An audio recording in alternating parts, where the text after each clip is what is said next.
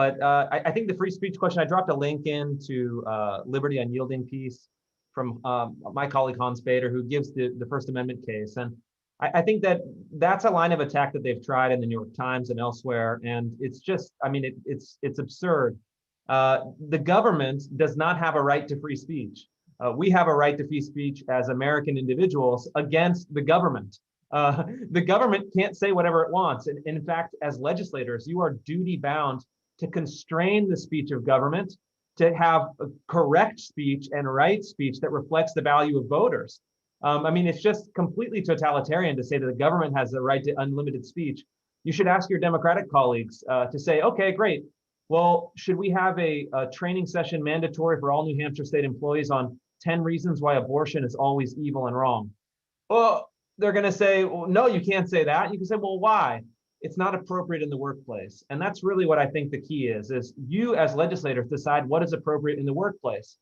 Is it appropriate to say that all white people are inherently evil because of the color of their skin? Is it appropriate to divide employees into groups of oppressor and oppressed based on where they were born? Of course it isn't. It's probably illegal, but what this bill does is make sure that any kind of diversity training focuses on bringing people together, not dividing them.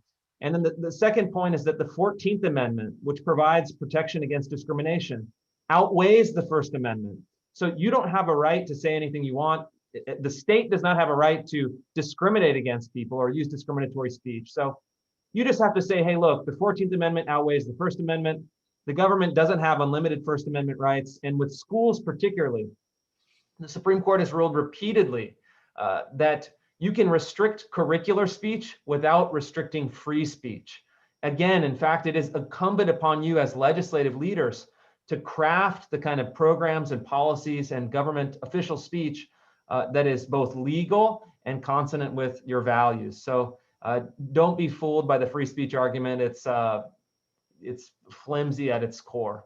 Keith, can I just say one quick thing? Sure, jump in. So just if anyone has any questions about whether or not this speech is actually being compelled in organizations, there is a whistleblower that's about to get fired from the University of Vermont for talking about what they're doing there, because it is all over UVM. And he was telling me the other night that he throws up every single Sunday when he has to anticipate going to work because he is constantly terrified of saying the wrong thing and being held to account by his colleagues over and over and over again, because they will nitpick any single thing that you say. This ideology, when it's ingrained into organizations, whether contractors, whatever, it creates more anxiety, it creates more depression, it creates more interpersonal conflict. People are constantly on edge. And what it does is it actually reduces psychological safety on the team. And psychological safety is the #1 driver of productive organizations.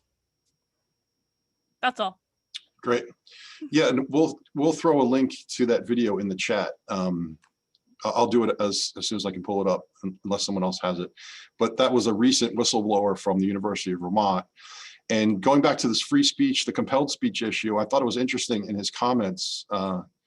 He made an open video to the University of Vermont, a public university, just like University of New Hampshire. But he said it made him spiritually sick to have to confess these ideas. And I thought that was a very interesting comment, that your right of conscience is so important that it can affect your physical health. As Carlin, you mentioned, he was throwing up. So, this is important stuff we're talking about.